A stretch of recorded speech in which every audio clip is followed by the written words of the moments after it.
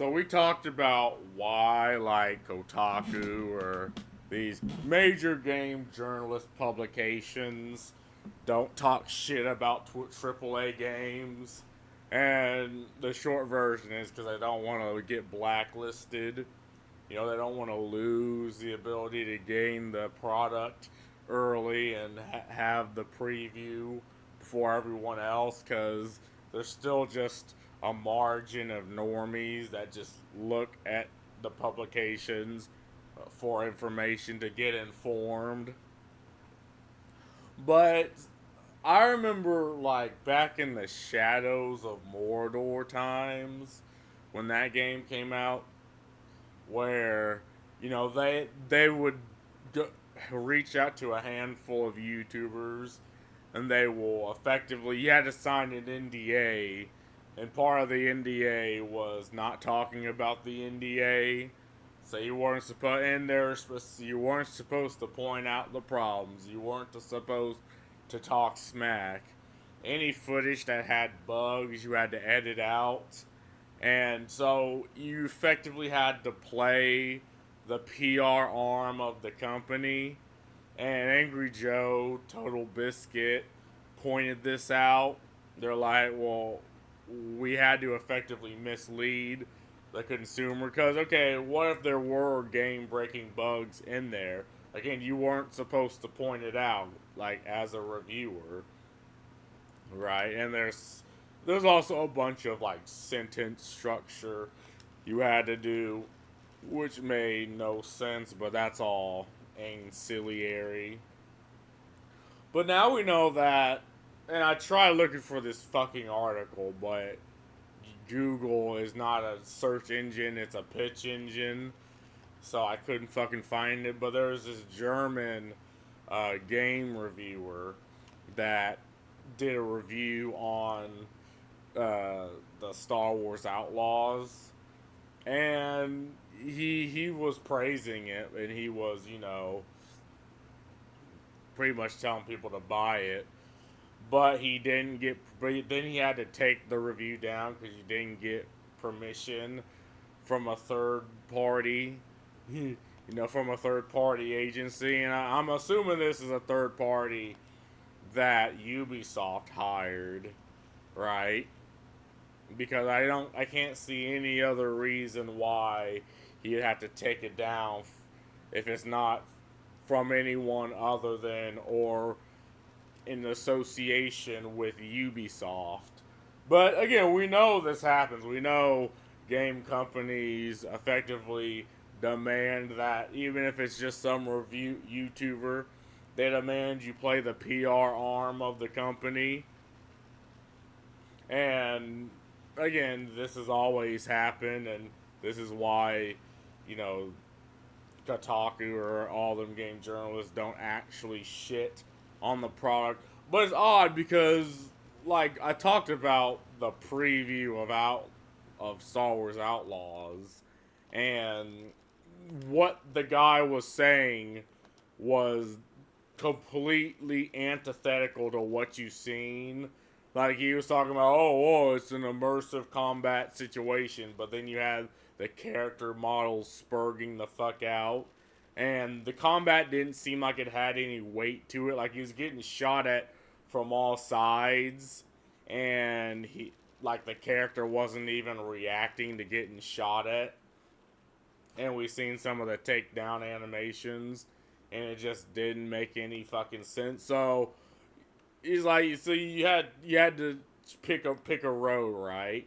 You had to believe what you're being told or what your eyes were seeing, and what your eyes were seeing was just another vapid Ubisoft product. But you're being told, oh no, this is the most immersive gameplay ever. This is groundbreaking. This is like, fuck it. This will sell Ubisoft, and Ubisoft says themselves that this is the biggest campaign they've ever pulled for the product.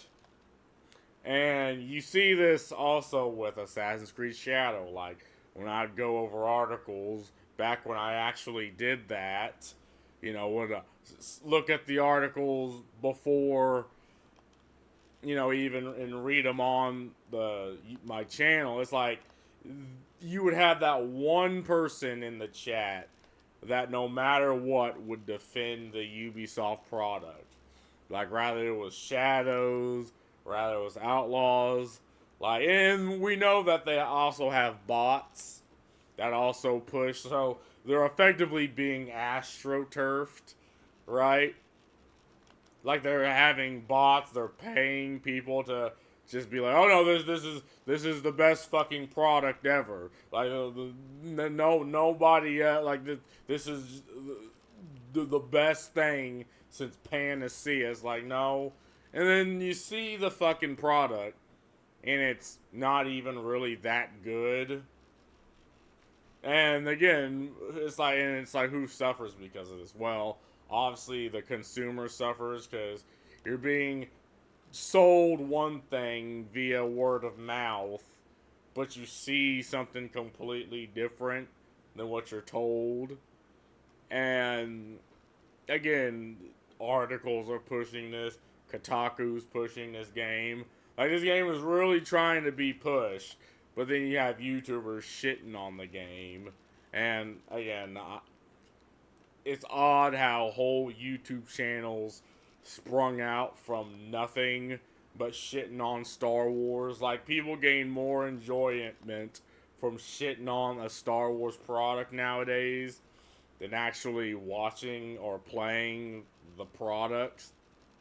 Because like what would be popular, what was popular when Star Wars actually sold? Like Star Wars lore channels, lore breakdowns, people, you know, just hyping up the product and the communities around it. But nowadays, people don't even bother to do that, right? They're just like, oh no, this is just a trash product.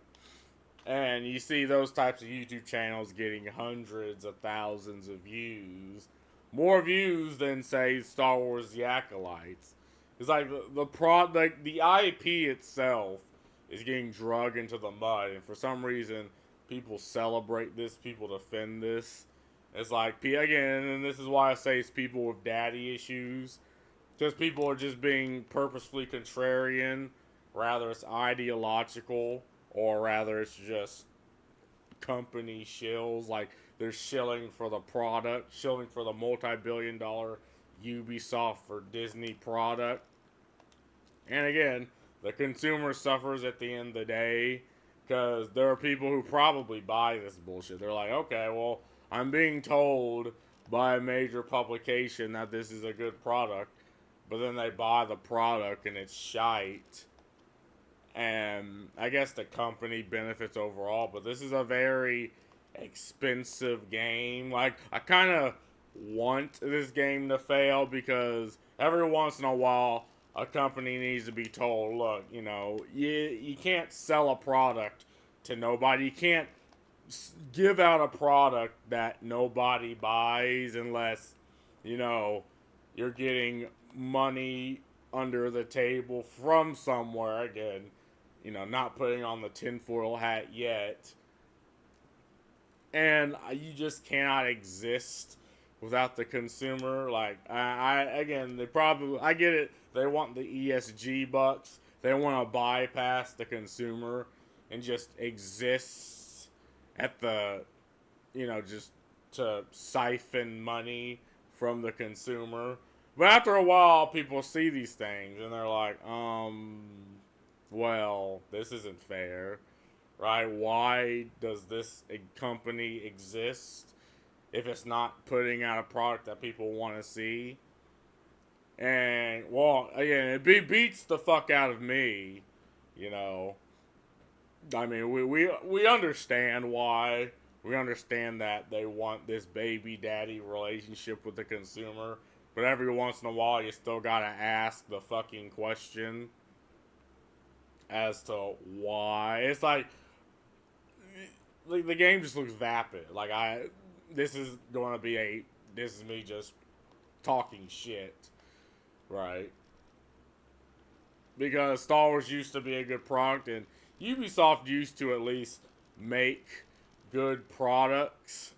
But now they've done literally the thing that every multi-billion-dollar company is doing, and they're sucking up IPs, right? They're not actually doing anything with them.